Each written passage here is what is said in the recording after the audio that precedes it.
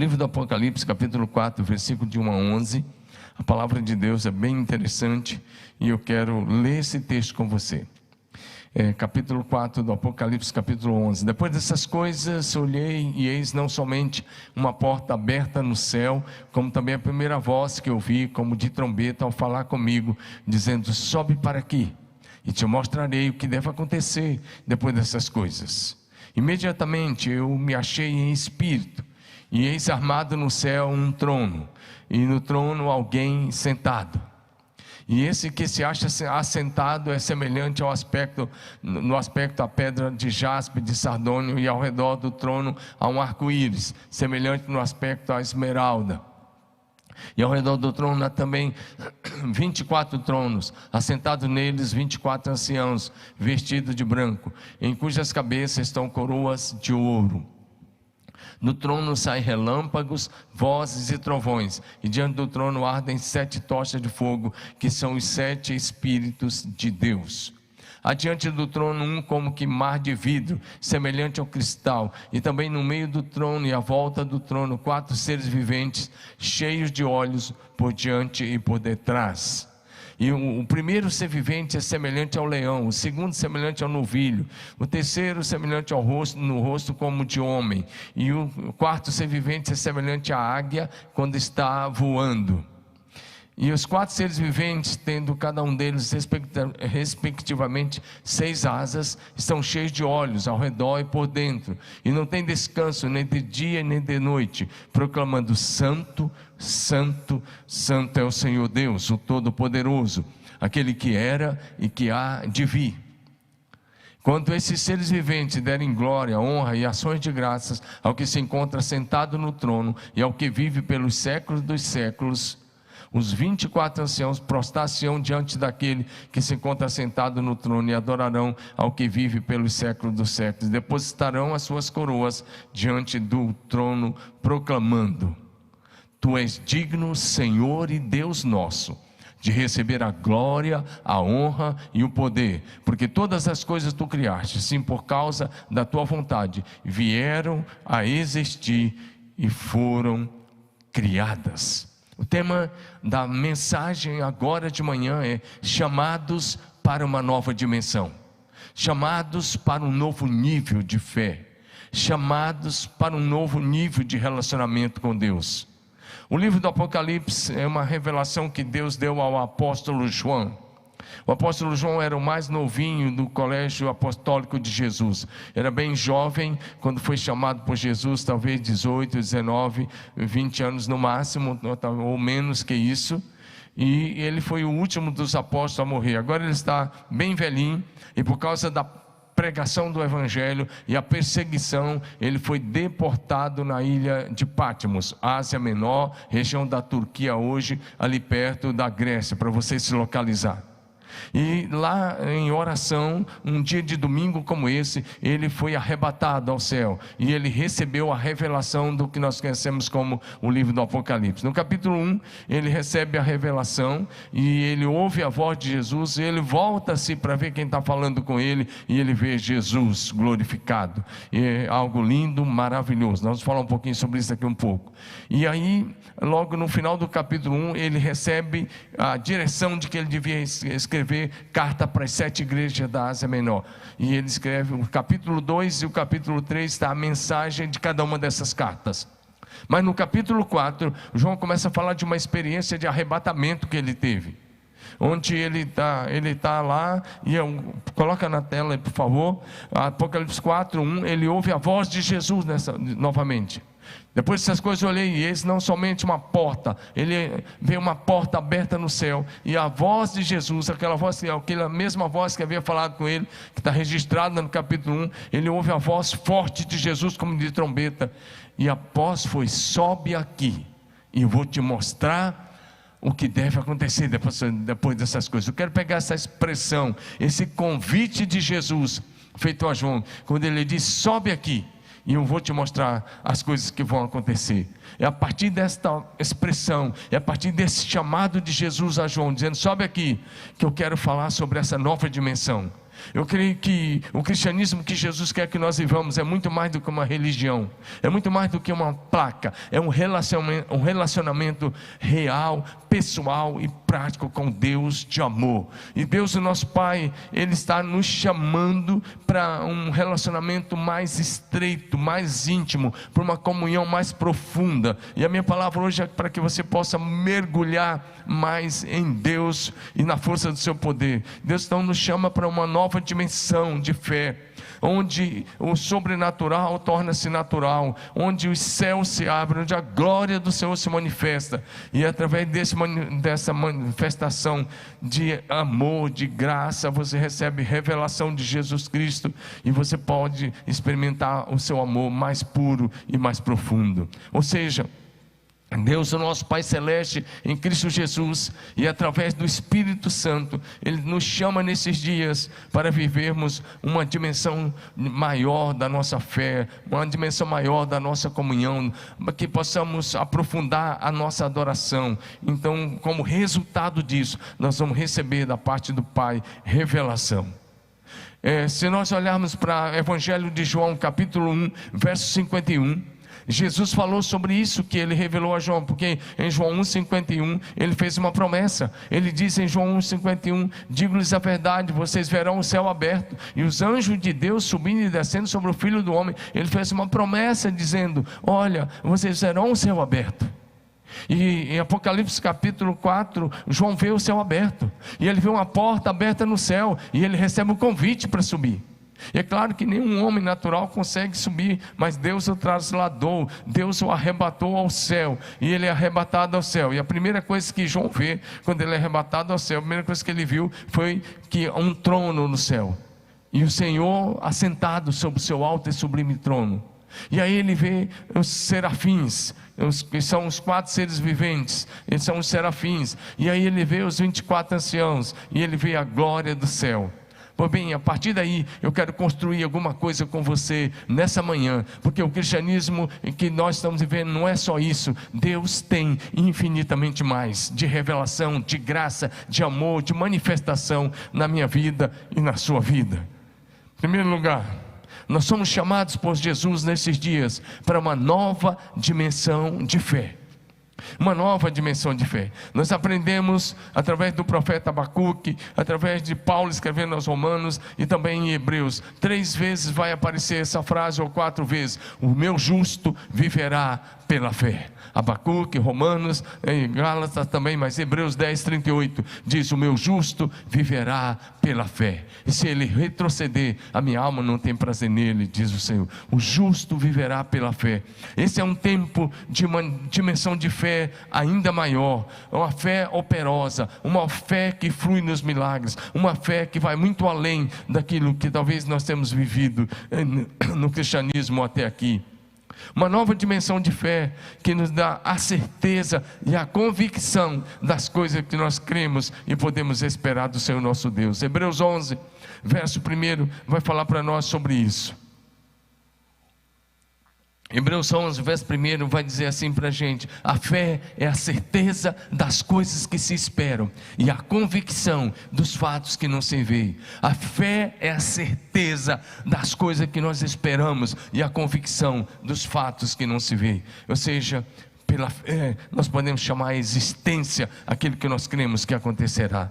Nós podemos viver uma nova dimensão de fé, não somente da fé em Deus, não somente dessa fé da terra para o céu, mas da manifestação da fé de Deus através de nós. Então eu quero encorajar você nesses dias que você está em casa, a aumentar a sua vida de oração, melhorar a sua vida de oração, sua comunhão, e para que a sua fé possa crescer, para que você possa ser usado para manifestar aos homens a fé de Deus. Sim, a fé em Deus é para nós crermos nele como nosso Deus, como nosso Pai, é para adorar a Deus, é para receber revelação de Deus em Cristo Jesus é para nossa salvação. A fé em Deus é da terra para o céu, mas a fé de Deus é do céu para a terra. E o que eu estou falando agora é esse ponto: quando você se torna íntimo de Deus, quando você começa a ser um com o Espírito Santo, quando você é dirigido, governado pela palavra, anda na palavra, vive pela fé naquilo que está escrito na palavra de Deus, então você pode manifestar a fé de Deus. A fé em Deus é para adoração, oração, louvor, celebração, como diz para crermos no Senhor. Isso é a fé em Deus. Mas a fé de Deus é para exercer autoridade sobre os demônios, autoridade sobre a enfermidade, autoridade sobre o mal. É para manifestar ao céu na terra, é para manifestar a glória de Deus na terra. E um dos textos clássicos que eu tenho usado quando falo nesse ponto da fé de Deus é o texto de Marcos, capítulo 11, verso 22 a 24, onde a Bíblia diz assim: disse Jesus: tende fé em Deus, nessa versão, mas o mais correto da tradução seria: tende a fé de Deus. Aí Jesus está falando de uma dimensão de milagres. Ele diz: porque em verdade vos afirmo, se alguém disser a este monte, ergue-te e lança-te no mar, e não duvidar no seu coração, mas crê que se fará o que diz, assim será com ele. Por isso vos digo, tudo que em oração vocês pedirem, creio que vocês já receberam, e será assim com vocês. Uma fé que nos leve a manifestar o poder de Deus. E essa que eu estou dizendo, chamamos de a fé de Deus. Ou seja, temos que viver na dimensão da fé que opera milagres, da fé que manda embora a depressão, o medo, que manda embora todas as outras coisas que não vêm de Deus, da fé que destrói com autoridade as obras do diabo. Em Atos capítulo 6, nós vemos essa fé que manifesta milagres. Atos capítulo 3, versos 6 a 8. É aquele texto onde que Pedro e João estavam indo ao templo para orar, a hora da oração da tarde, e um coxo, um homem aleijado de nascença estava lá pedindo esmola, e ele pede uma esmola a Pedro e a João, e aí o Pedro olha para ele, e o que está aí no verso 6, que Pedro olha para ele e diz: olha, eu não tenho prata nem ouro, mas o que eu tenho eu te dou, em nome de Jesus Cristo Nazareno, anda.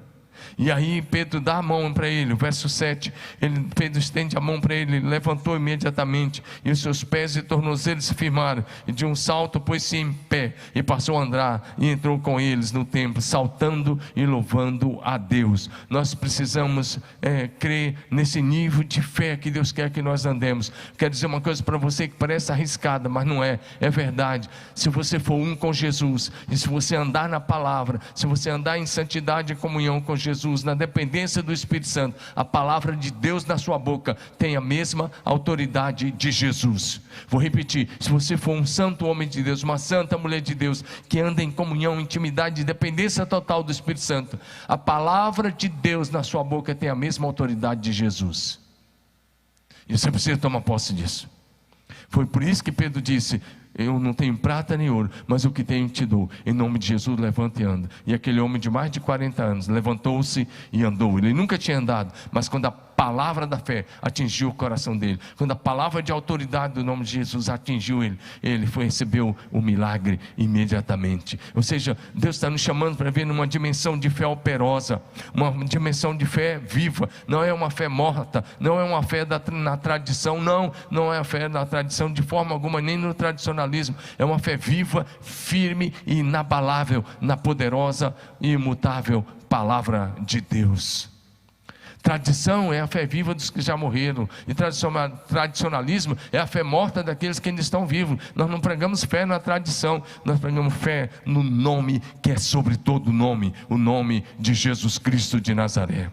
1 Coríntios capítulo 15, verso 58, Paulo escreveu assim: portanto, meus amados irmãos, sejam firmes e inabaláveis. Firmes e inabaláveis. A fé que te mantém firme e que te mantém inabalável em Jesus, sempre abundantes na obra do Senhor, sabendo que no Senhor o trabalho de vocês não é em vão. Olha o que Paulo diz: sejam firmes, sejam inabaláveis. Sabe, talvez algumas coisas estão te abalando. Talvez problema de saúde, problema financeiro, problema na família. Mas se você confia em Jesus, eu quero te encorajar, permaneça firme e inabalável na obra do Senhor. Deus nos chama para uma fé que vive a manifestação da glória de Deus, mas uma fé que manifesta os céus na terra. Quando é que você manifesta o céu na terra? Quando você faz em nome do Senhor aquilo que Deus quer que seja feito, quando você opera sinais e maravilha no nome do Senhor Jesus Cristo. Segunda coisa que eu quero enumerar, nesse convite que Jesus fez a João para uma nova dimensão, eu estou usando esse texto, aquela parte que Jesus disse, sobe aqui, eu vou te mostrar as coisas que vão acontecer. Estou dizendo, Jesus nos chama para uma nova dimensão de comunhão. Como vai a sua comunhão com Jesus? Comunhão com Jesus não é só o dia de domingo, no horário de culto. Comunhão com Jesus precisa ser 24 horas por dia. Você está no trabalho na segunda-feira, terça, quarta, quinta, sexta, sábado, seja qual for o dia, mas você não perde a comunhão. Você está sintonizado com o céu, você está alinhado com o coração de Deus, você está alinhado com a mente de Jesus, você está alinhado com o Espírito Santo, você está se movendo na dimensão do Espírito Santo. Em Gênesis capítulo 5, eu quero olhar esse texto com você. Gênesis 5 de 21 em diante nos mostra um homem chamado Enoque. O texto diz que Enoque viveu 65 anos e gerou a Matusalém. E aí Enoque aos 65 anos começou a andar com Deus. E diz assim, Enoque andou com Deus. É interessante porque esse texto vai dizer 3 vezes que Enoque andou com Deus. Enoque andou com Deus depois que gerou Matusalém. 300 anos, olha que caminhada, que comunhão. E essa comunhão de Enoque com Deus só foi crescendo, crescendo, crescendo. Ele andou com Deus 300 anos e teve filhos e filhas. Próximo versículo. E todos os dias de Enoque foram 365 anos de idade. Próximo, e aí o texto vai dizer assim, andou Enoque com Deus. Olha de novo, uma comunhão que nos leve a andar com Deus, e já não era porque Deus o tomou para si. O texto vai comunicar para a gente, que Deus tomou Enoque para si.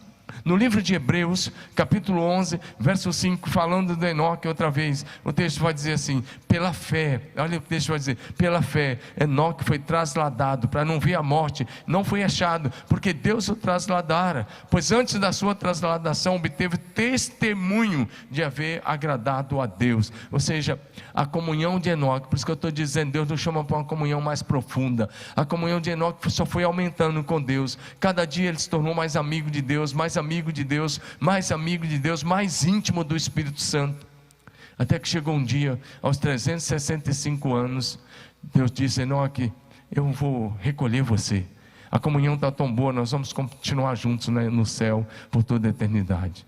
Você pode achar, 365 anos, estava já velho demais. Não, a idade média dessa época de Enoque aí, eram 900 anos. O filho dele mesmo, Matusalém, viveu 969 anos. E Enoque foi tirado aí na meia idade, sabe por quê? Comunhão profunda com Deus. A comunhão estava tão gostosa, tão linda, tão maravilhosa, que Deus o tomou para si.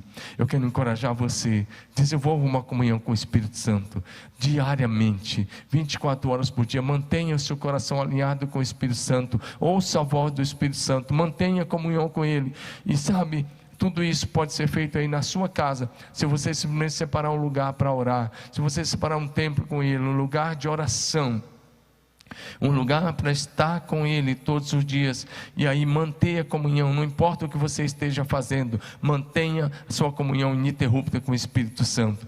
Deus nos chama para a dimensão de comunhão de quem anda com Deus como Enoque andou, uma dimensão de intimidade. O nosso chamado é para ser íntimos de Deus. Jesus, antes de sair, Ele disse, eu não chamo vocês de servo, eu chamo amigo, eu chamo vocês de amigos, eu chamo vocês de irmãos. É uma intimidade onde nós possamos, como eu disse, ouvir a voz do Espírito Santo. Apocalipse capítulo 2, verso 7, parte A, diz, quem tem ouvidos ouça o que o Espírito diz às igrejas. É preciso que você tenha essa comunhão, desenvolva essa comunhão, para que constantemente você esteja andando debaixo do governo, da voz e da direção do amado Espírito Santo. No Evangelho de João, capítulo 17, verso de 20 a 23, Jesus falou, Jesus orou sobre essa comunhão crescente. Ele ele diz: não rogo somente por esses que estão ficando aqui. Ele está falando com o Pai, é uma oração sacerdotal de Jesus, onde ele orou por mim e por você. E Jesus está dizendo: eu não estou orando, Pai, só por esses que estão ficando aqui em Jerusalém, mas também por aqueles que vierem a crer em mim, por intermédio da sua palavra. Verso 21 vai dizer: a fim de que todos sejam um. Ele orou por unidade, mas ele orou com unidade uns com os outros, e uma unidade com o Pai e com Jesus. Ele diz: eu em ti, também assim, também sejam eles em nós, para que o mundo creia. Ele diz: Pai, como nós somos um, que eles sejam um em nós. E aí ele diz que a intimidade seja tão grande, que eles sejam um em nós, a fim de que todos sejam um, como tu és, ó Pai, em mim e eu em ti. Ele está dizendo: eu oro para que eles sejam um em nós, eu oro para que eles também estejam em nós, para que assim o mundo possa crer. E ele disse: eu oro também para que eles recebam a revelação, que eles são tão amados como o Senhor me ama. É o que está no verso de número 23. Ou seja, nessa oração de Jesus Cristo, ele está orando por uma união, por uma comunhão tão profunda, tão íntima com o Pai e com Ele mesmo, Jesus Cristo, que a nossa comunhão possa crescer e crescer. E a comunhão só vai crescer à medida que andarmos com Deus, à medida que dependemos da palavra e do Espírito Santo, e à medida que honrarmos ao Senhor. Em 1 Coríntios capítulo 6, verso de número 17, o apóstolo Paulo escreve, ele diz que se você se unir ao Senhor e tiver essa comunhão e essa intimidade profunda com Jesus, você não vai ser mais dois, você vai ser um com Ele. Aquele que se une ao Senhor é um só Espírito com Ele. Se você não estiver unido, é você e Ele. Mas se você estiver unido, você é um com Ele. Não é mais dois, é um. Aquele que se une ao Senhor é um só Espírito com Ele. É para esse nível de comunhão, é para esse nível de intimidade, é para esse nível de amizade que o Senhor nos chama. Quando Ele diz: sobe aqui, Ele está dizendo: para de viver só com os valores da terra, para de ficar olhando só para as coisas desse mundo, mantenha os pés na terra, mas os olhos no céu, enxerga o céu, tem uma visão da cidade de Deus, tem uma visão da pátria celestial, tem uma visão do local onde você vai viver eternamente. Deixa eu dizer, isso é tão profundo, que a gente precisa ter uma visão do céu. Foi por isso que o Senhor pegou João, arrebatou e levou lá. Paulo teve esse mesmo arrebatamento, escrevendo aos Coríntios, 2 Coríntios capítulo 12, ele disse: eu conheço um homem em Cristo, que há 14 anos foi arrebatado ao paraíso, sim, foi arrebatado ao terceiro céu. Ele disse: eu vi coisas que não é lícito contar aos homens. 1 Coríntios 12, de 1 até 3, e Paulo está falando dessa experiência, da visão que ele teve da glória da eternidade. Se você não tiver uma visão do céu, você vai começar a viver só da terra para terra, você vai simplesmente ficar explicando as coisas de uma forma natural. Mas se você tiver uma visão do céu, sabe o que vai acontecer? A sua vida nunca mais será a mesma, porque você vai desapegar das coisas dessa terra. Você não vai mais ficar enamorado das coisas dessa terra, você vai ficar apaixonado por Jesus, pelo seu reino. Terceira coisa que quero enumerar: o Senhor nos chama para uma nova dimensão de adoração. Uma nova dimensão de adoração. Quando João chegou lá, quando João foi arrebatado ao céu, né, aí nessa revelação do capítulo 4, a primeira coisa que ele viu o Senhor assentado sobre um alto sublime trono. Por favor, eu estou ainda não segura esse versículo. Quando João chegou lá, a primeira coisa que ele viu foi o Senhor assentado. E aí ele viu a adoração, ele viu os querubins adorando, ele viu os 24 anciãos adorando, ele viu os anjos adorando, ele viu os salvos adorando. Ele tem uma visão. A primeira coisa que quando você chegar no céu, você vai ver, claro, um alto e sublime trono, e o Pai, Deus o Pai assentado sobre ele, e Jesus à sua direita. Mas você vai ver a adoração genuína, adoração em espírito e em verdade. Agora sim, João capítulo 4, verso 23 e 24, vai dizer: vem a hora, e já chegou, em que os verdadeiros adoradores adorarão o Pai em espírito e em verdade, pois são esses que o Pai procura para seus adoradores. Deus é espírito, e importa que seus adoradores o adorem em espírito e em verdade. A verdadeira adoração não é um ritual religioso, é uma adoração em espírito e em verdade. Foi essa adoração em espírito e em verdade mensagem que agradou o coração de Deus. Por isso Deus o chamou João para estar com ele. A verdadeira adoração, ela não é horizontal, ela não é em direção ao meu irmão. A verdadeira adoração não é da terra para a terra, a verdadeira adoração é da terra para o céu, porque a verdadeira adoração é vertical, é diante do trono, e é diante do trono do céu, é diante do trono do Deus eterno, Criador, sustentador de todas as coisas. Sabe o que é adoração? É reconhecer quem Deus é prostrar-se, ajoelhar, prostrar-se diante de Jesus, declarando: digno é o Cordeiro. Isso é adoração, quando você se prostra diante dele e você declara: digno é o Cordeiro. É isso que nós lemos em Apocalipse capítulo 5, versos de 8 a 12, quando Jesus vem e pegou o livro. Olha o que a Bíblia vai dizer, esse mesmo 4 seres viventes que João viu no Apocalipse 4, os 4 seres viventes, os 24 anciãos prostraram-se diante do Cordeiro, tendo cada um deles uma harpa e taças de ouro cheias de incenso, que são as orações dos santos, e entoavam um novo cântico dizendo: digno és de tomar o livro e de abrir os seus selos, porque foste morto e com o teu sangue compraste para Deus os que procedem de toda tribo, língua, povo e nação, e para o nosso Deus os constituíste reino e sacerdote. Olha o que é adoração, como é lindo esse quadro que João está vendo aí. Vi e ouvi uma voz de muitos anjos ao redor do trono, dos seres viventes, dos anciãos, cujo número agora era de milhões e milhares de milhares, proclamando em grande voz: olha aí, digno é o Cordeiro que foi morto de receber o poder e riqueza e sabedoria e força e honra e glória. A adoração é você fazer isso.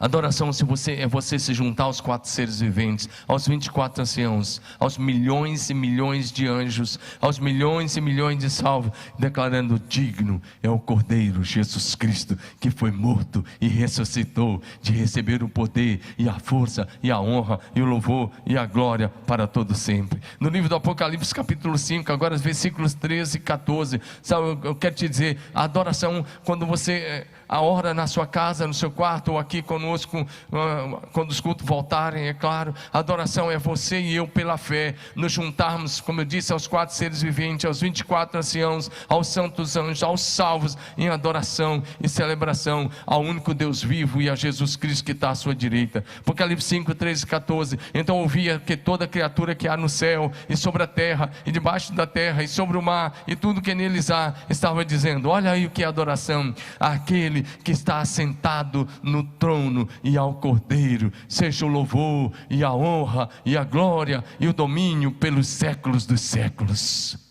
Preste atenção, aquele que está assentado sobre o trono, Deus o Pai, e ao Cordeiro, Jesus Cristo, seja o louvor e a honra e a glória e o domínio pelos séculos dos séculos. Os 4 seres viventes respondiam: amém. E aí na sua casa você pode dar um amém. Amém significa assim seja, concordo, é verdade. E também os anciãos se prostraram e adoraram. O que é o culto de adoração? Pode ser pessoal, pode ser você sozinho no seu quarto de oração. É se prostrar e declarar e adorar e louvar e honrar e glorificar aquele que vive para todo sempre, e a Jesus que está à sua direita. Uma adoração que atrai a presença manifesta de Jesus aí no seu quarto, na sua casa e também no culto coletivo. Isso é adoração. É você se ajoelhar. Eu fiz isso algumas vezes na minha vida. Eu me ajoelhava, pegava um giz e fazia um círculo em minha volta e começava a adorar e dizer: Senhor, eu só me levanto quando o Senhor encher tudo que tem dentro desse círculo. Só que dentro do círculo só tinha eu. Então eu ficava ali buscando. Eu te encorajo a adorar dessa dimensão, uma adoração que atrai a presença manifesta de Jesus na sua casa e também no culto coletivo. Em último lugar, nós somos chamados a uma nova dimensão da relação com Cristo. Isso aqui é interessante. Esse chamado que o Senhor fez a João: sobe aqui, quando ele vê a porta aberta no céu, e Jesus dizendo: sobe aqui, porque o Senhor ia dar uma nova revelação. João tinha começado a andar com Jesus bem novinho, como eu disse, talvez aos 18 anos de idade. Ele ainda era menor de idade, porque ele estava trabalhando com seu pai, quando Jesus o chamou para ir com ele. João andou uma vida toda com Jesus, mas lá no final da vida, Deus tinha a maior revelação de todos os tempos para fazer a ele. Os recursos de Deus são inesgotáveis, o poder de Deus é infinito, a glória de Deus é infinita. Quando você acha que conhece alguma coisa, Deus sempre tem o infinitamente mais. As coisas que teus olhos nunca viram, teus ouvidos nunca ouviram, que você nunca imaginou, Deus tem reservado para você, se você ama o Senhor de todo o coração. Em João capítulo 14, verso 21, Evangelho de João 14, 21, Jesus diz: aquele que tem os meus mandamentos, esse me ama. Ele diz: aquele que me ama será amado do meu Pai, eu também o amarei e me manifestarei a ele. Amado, Jesus se manifesta, Jesus continua se manifestando em muitos lugares da terra, Jesus continua se revelando. Muitas pessoas estão vendo a revelação de Jesus Cristo. Em muitos lugares Jesus se apresenta até para pessoas não crentes, e ele se converte a Jesus. Você não vai ver Jesus se você ficar aí só no Netflix, ficar só aí vendo filme, ficar só vendo TV, aí você não vai ver. Mas se você separar tempo, em oração no seu lugar secreto, qualquer hora dessa, Deus vai abrir o céu sobre você, Deus vai abrir os seus olhos espirituais, Deus vai te dar visões, Deus vai te dar revelação, Deus vai se manifestar a você. Sim, a vida cristã é muito mais do que tem vivido, muito mais do que você tem pensado. Deus tem o infinitamente mais para você. Voltando a falar do apóstolo João, o apóstolo João, agora nesse período, ele já estava bem de idade, já era um senhor, já velhinho, quando foi preso e deportado agora para a ilha de Pátmos por causa da pregação do Evangelho. Lembra de João? Na sua juventude ele havia encostado a cabeça no ombro de Jesus. João desenvolveu comunhão, João desenvolveu intimidade com Jesus, mas aí ele era um dos discípulos mais íntimos de Jesus. Na noite da transfiguração, Mateus 17 diante, um pouco da glória de Deus, ele viu a transfiguração do Senhor Jesus naquela noite. No dia de Pentecostes, o apóstolo João recebeu o poder do Espírito Santo, e esse poder do Espírito Santo o capacitou para testemunhar de Jesus em todos os lugares, para demonstrar o amor de Deus às pessoas. João experimentou o derramamento do Espírito Santo lá no dia de Pentecostes em Jerusalém, ele experimentou o derramamento do Espírito Santo em Cesareia, ele experimentou o avivamento lá em Éfeso, porque ele também pastoreou a igreja de Éfeso durante alguns anos. Ele experimentou o poder de Deus durante todo o seu ministério. Ele teve um ministério pontilhado da manifestação extraordinária de Deus, da manifestação do sobrenatural. Deus usou poderosamente a vida desse apóstolo. Ele escreveu o Evangelho de João, 3 cartas e o Apocalipse. No entanto, preste atenção, quando João já estava de idade, ele ainda continuava pedindo por mais de Deus. Eu fico imaginando João lá na ilha de Pátmos, e ele está preso, mas ele está orando e pedindo a manifestação do Senhor, e pedindo mais de Deus. E num domingo como esse, ele está lá naquela prisão em Pátmos, e ele está orando. De repente os céus se abriram, e de repente ele vê a porta aberta no céu, e de repente ele recebe o convite da voz de Jesus dizendo: sobe aqui. Jesus dizendo: vem comigo, eu vou te mostrar as coisas que você ainda não viu. Apocalipse capítulo 4, verso 1, e ele sobe. Apocalipse capítulo 1 vai dizer para a gente que João recebeu a revelação de Jesus Cristo, porque ele clamou, ele recebeu a revelação de Jesus Cristo. Se você clamar, você vai receber a revelação de Jesus Cristo. Nós não conhecemos Jesus ainda como deveríamos conhecer. Jesus tem muito mais. Eu quero encorajar você a entrar no nível de oração e clamor pela revelação de Jesus Cristo a você, para você olhar para Jesus, não como Jesus morto na cruz, pregado na cruz. Não, esse não é o nosso Jesus. O nosso Jesus morreu na cruz, sim, mas ele ressuscitou ao terceiro dia. Olha o Jesus que João vê no capítulo 1, nos versos João 1, de 10 a 18, rapidamente, porque nós já vamos orar com você. Achei-me espírito no dia do Senhor, e eu vi por detrás de mim grande voz, como de trombeta, dizendo: o que vês, escreve num livro, e você manda para as igrejas, e ele dá o nome das igrejas aí: Éfeso, Esmirna, Pérgamo, Tiatira, Sardes, Filadélfia, Laodiceia.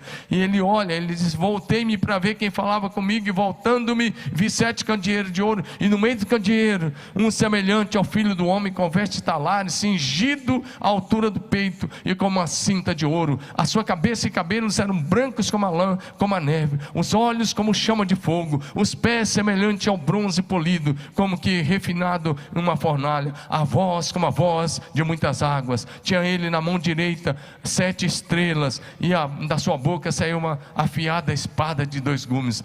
Olha, presta atenção.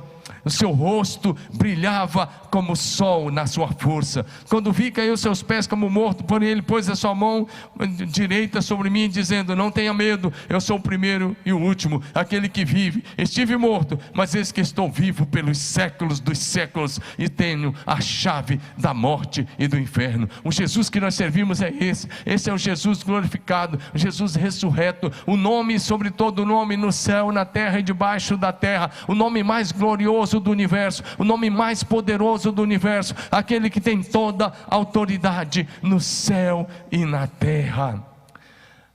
Nós não cremos num Cristo vencido, cheio de amargura, semblante de dor. Nós cremos num Cristo de rosto alegre. Nós temos num Cristo que é mais que vencedor, que triunfou sobre o pecado, sobre o mundo, sobre a carne, sobre o diabo, sobre a morte e sobre todas as coisas. Por isso ele diz para João: eu fui morto, mas estou vivo pelos séculos dos séculos, e tenho as chaves da morte e do inferno. Ele é Senhor de todas as coisas. Então o meu chamado e o seu chamado é para viver um relacionamento com o Cristo vivo, com Cristo ressurreto, com Cristo que é o Senhor dos céus e da terra, aquele que está escrito na sua coxa: Rei dos reis e o Senhor dos senhores. O chamado é para aqueles que tem sede. Você só vai viver o mais de Deus, você só vai entrar nessa nova dimensão do mais de Deus se você tiver sede, se você tiver fome, se você buscar. É preciso que eu e você tenhamos fome por mais de Jesus. João estava bem velhinho, como eu disse, ele tinha visto tantos milagres de Jesus, viu Jesus andar sobre as águas, ressuscitar mortos, curar cegos, limpar os leprosos, tinha visto tudo, tinha recebido o poder do Espírito Santo, tinha sido tão usado, mas ele está lá na ilha de Patmos dizendo: Senhor, eu quero mais, eu quero mais, eu quero mais, Senhor, eu quero mais. Apocalipse capítulo 22, 17. Nós já vamos, os meninos do louvor já vão cantar, e vai entrar meu amigo com uma oração muito fervorosa para você. Apocalipse 22, 17 diz: o Espírito e a noiva dizem: vem. Aquele que ouve, diga: vem. Agora presta atenção: aquele que tem sede, venha, e quem quiser, receba de graça da água da vida. O Senhor hoje te chama para uma nova dimensão de fé, uma nova dimensão de comunhão, uma nova dimensão onde os milagres fluem, uma nova dimensão de revelação. João foi levado a uma nova dimensão de revelação. Deus não tem filhos prediletos. A revelação que o Senhor deu a João, Ele dá a mim e a você, está escrito na palavra, mas Ele também quer te levar a experiências tremendas, maravilhosas. Se você simplesmente tem sede, Jesus diz: aquele que tem sede, venha e beba. Aquele que quer mais, vem e recebe. Aquele que tem, venha e receba. Receba. Aquele que tem fome, ele vem, ele é o pão da vida. Se você quiser mais, Deus vai te dar. Vamos agora louvar o Senhor, e já entramos com um momento de clamor. Nesse momento, rapidamente, por você. Entregue o seu caminho ao Senhor, entregue a sua vida a Jesus, desenvolva um relacionamento real, pessoal e prático com Jesus, que está vivo, que é o Senhor dos senhores, o Rei dos reis, nome sobre todo nome.